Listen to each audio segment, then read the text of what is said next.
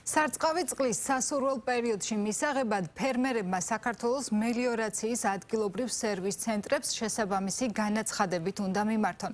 წყალმომარაგების განრიგის შეთანხმება, მოქმედ გრაფიკში ცვლილებების შეტანა ან მისი გაუქმება აბონენტებს უკვე იუსტიციის სახლშიც შეუძლიათ. სწორედ ამ ხელშეკრულების საფუძველზე უზრუნველყოფს მელიორაციის სამსახური სარწყავი წყლის მიწოდებას. ხარჯების მნიშვნელოვან ნაწილს სახელმწიფო ფარავს. გორის მუნიციპალიტეტი სარწყავ არეალში მოქცეული მიწის ფართობების რაოდენობა დაახლოებით 7800 ჰექტარს შეადგენს. მელიორაციის სამსახურის ინფორმაციით ამ დროისთვის სარწყავი წყლის მისაღებად კომპანიასთან ხელშეკრულება 15000-მა აბონენტმა უკვე გააფორმა. გორის მუნიციპალიტეტის მაგალითზე მოგიყვებით, როგორ უზრუნველყოფს კომპანია სარწყავი წყლის მიწოდებას და რა სირთულეებს ხედავს ამ პროცესში მოსახლეობა. აი ამ არხით ვსარგებლობთ სიმინდის მორწყვაზე 10 ჰექტარი მიწა არის და ხელშეკრულება გავაფორმეთ, რომ საჭიროების შემთხვევაში მოგვეხმარონ წყლის მოწოდებაზე, უფრო აგვისტო გვიჭირს. თამაზ ზუმბულიძემ სარწყავი წყლის მისაღებად ხელშეკრულება საქართველოს მელიორაციის სერვის ცენტრში ჯერ კიდევ მარტის თვეში გააფორმა. მორწყვის განრიგი წინასწარ შეარჩია და შესაბამისი პერიოდიც ხელშეკრულებაში მიუთითა. 10 ჰექტარ მიწის ფართობზე ფერმერს სიმინდი მოჰყავს. კარგი მოსავლის მისაღებად ამბობს, რომ მინიმუმ 4-ჯერ უნდა მორწყას ბაღი. იმედი აქვს, რომ მელიორაციის სამსახურის შეთანხმების საფუძველზე შეძლებს მისთვის საჭირო წყლის რაოდენობის მიწოდებას.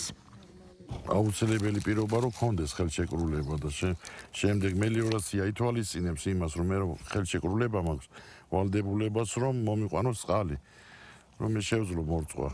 თუ არა ისე აზრი არ აქვს ამ ხელშეკრულებას, თუ აი მაგ მიზნით ვაფორმებთ ხელშეკრულებას, რომ გვაქვს იმედი უკვე რომ წყალი მოგვივა ბაღში და მორწყავს ჩვენს სიმინდებს.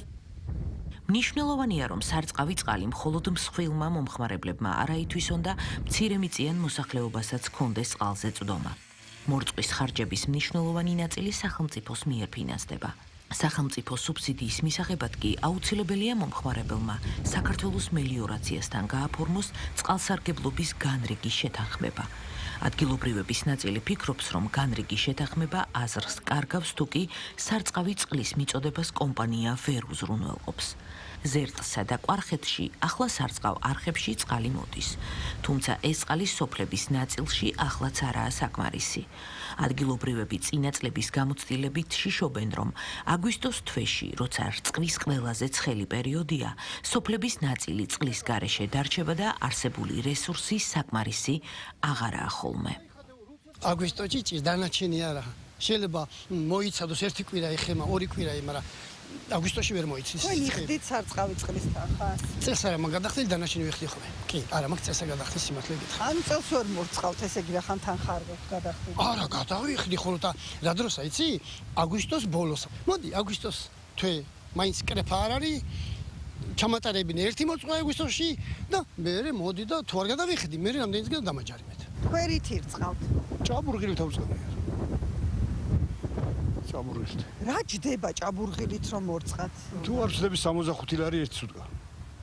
ეგ სუსტია და თუთა ძლიერი თუ არა შეიძლება 100 ლარზე მეტი საჭიროება დღეში. ძვირი გამოგდის ძალიან. რა ვქნა? მირჩევნიათ რომ გადაიხადოთ და ვთქვათ ამ წყლით მორწყათ, მაგრამ თუ კი იქნება კი, მაგრამ კიდე გეუბნებით, ეს არის უკიდურესი ბოლო წერტილი.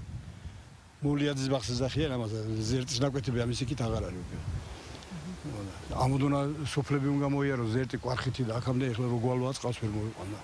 ჯობია რომ ჭაბურღილით ვეწვალო, სხვა ვარიანტი არ მაქვს. წყალმომარაგების განრიგის შეთანხმების გარეშე ნაკვეთების მორწყვა უკანონოდ ჩაითვლება, რაც გამოიწვევს შესაბამის ჯარიმას. ამ შეთანხმებით მომხმარებელი წინასწარ თანხის გადახდის ვალდებულებას არ იღებს. თანხის გადახდა ხდება მორწყვის ოპერაციის მომდევნო თვეში, არა უგვიანეს 28 რიცხვისა. გარდა მელიორაციის ადგილობრივი სერვის ცენტრებისა, საქართველოს მელიორაციის აბონენტებს მომსახურების მიღება უკვე იუსტიციის სახლშიც შეუძლიათ. საქართველოს მელიორაცია უკვე გახლავთ სემეკის რეგულირების ქვეშ და შესაბამისად პროცედურებს გაწერილია სემეკის შესაბამისი წესების მიხედვით. ჩვენი ქვეყნის მოქალაქეს, ფერმერებს, ისინი ვინც ეწეიან სასოფლო-სამეურნეო საქმიანობას, და უნდათ რომ მიიღონ მელიორაციის მომსახურება. აუცილებლად უნდა მობრძანდნენ და გააფორმონ ხელშეკრულება. მათ გარანტირებულად ექნება შეთანხმებული გრაფიკის მიხედვით წყალი. თუ კი კლიმატური პირობებიზე გაუარესდება და არ იქნება წყლის მოწოდება შესაძლებელი, ამის შესახებ წინასწარი იქნება მათთვის ცნობილი. ფინანსური ვალდებულება უდგებათ მას შემდეგ, როდესაც ისინი მიიღებენ მომსახურებას. იმ შემთხვევაში თუ აღმოჩნდება, რომ ფერმერი სარგებლობს მელიორაციის მომსახურების წყლით და მას კონტრაქტი არ აქვს, მას დაეკიცრება საჯარიმო საnkცია. რადგან შვილო წყალი არ აქვს მოსარწყავი, რომ მოვიყვანოთ ბოსტნეული, რაც მთავარია. ნახეთ შვილო როგორ აქვს ჩათისილი პამინდორი, წიწა, კარეხანი, მწვანილი მაინც რო გქონდეს, რომ მაკარონი რო ვიყიდო და ბრინჯი და რაღაცა მწვანილი, უმწვანილოდ ხარ. ეს ახალ სოფელია, რომელიც სარწყავი წყლით ოკუპირებული ტერიტორიიდან მარაგდებოდა. წლებია სოფელს სარწყავი წყალი აღარ მიეწოდება. სოფელში სარწყავი წყალი არ აქვს. ახალგაზრდები ვეღარ აჩერდებიან, იმიტომ რომ მოსავალი ვერ მოყვავს და ყველა ცდილობს ან საზღვარგარეთ წავიდეს და იქ იშრომოს. და ჩვენ ახლა პენსიონერებსა შვილო საარსებო წყარო გვაქვს. პენსია რო არ გქონდეს ალბათ დავიხოცრებით.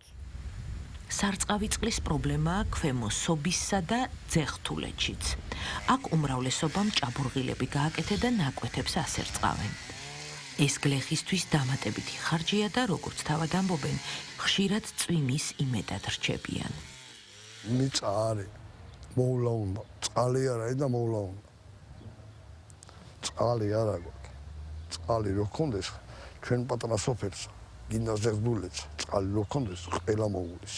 ერთი ადამიანი არ არის, რომ ჭაბურღილი არ გქონდეს. ერთი ადამიანი. ეხლა ჩემი უბანი არის, ამ ზემოდან უბანი გადახვიდე, პატარა სარწყავი წყალი არის, მაგრამ სოფელს არ ეყოფა. ეგ წყალი არ ახლობს. სოფელს უნდა დიდი რაღაცა.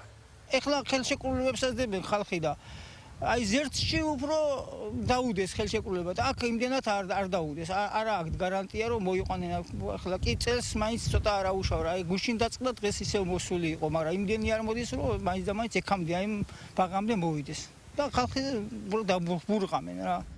საოკუპაციო ხაზის მოსაზღვრე სოფლების დიდი ნაწილი სარწყავი წყლით, ტირიფონის და სალთვისის არხებით მარაგდება. ამ არხებით ახლა მიწის ფართობების სრულად უზრუნველყოფა სარწყავი წყლით ვერ ხერხდება. ამ პრობლემებზე მსჯელობენ ინციდენტების პრევენციისა და მასზე რეაგირების მექანიზმის ჯგუფის შეხვედრებზე ერგნეთში. ძირითადი პრობლემა არის არხების გაწმენდა. როცა არის მაგალითად დიდი ნალექი, ჩამოაქვს ჩამონატანი, რაღაც სხვადასხვა სახის ეს იქნება ხეები, ეს იქნება შლამი, თუმცა ხდება გაწმენდა როგორც ჩვენი მხრიდან, ასევე ცხინვალის წარმომადგენლები თავის შესაძლებლობის ფარგლებში აკეთებენ ამ ყველაფერს. თუმცა როცა გვალვიანი წელია, მაშინ პრობლემა რა თქმა უნდა არის წყლის ცოტა რაოდენობა, რომელიც რეალურად არ ყოფნის ყველა სოფელს და რაც არ უნდა ხა მარაგები გააკეთოთ, შარშანდელი ზაფხულიდან გამომდინარე, მაგალითად რო ავიღოთ, საკმაოდ რთული იყო, რადგანაც ის წყლის რაოდენობა, რომელიც დებეტი არსებობდა, მთელი წლის განმავლობაში მთელი ზაფხულის განმავლობაში გასარწყავებისთვის საკმარისი არ იყო. საოკუპაციო ხაზის მოსაზღვრე სოფლებში მცხოვრე ფერმერებს 2026 წელს მორწყვის ყველა ოპერაცია სრულად დაუფინანსებს სახელმწიფო, ხოლო 2025 წლის არსებული დავალიანება სრულად ჩამოიწერება.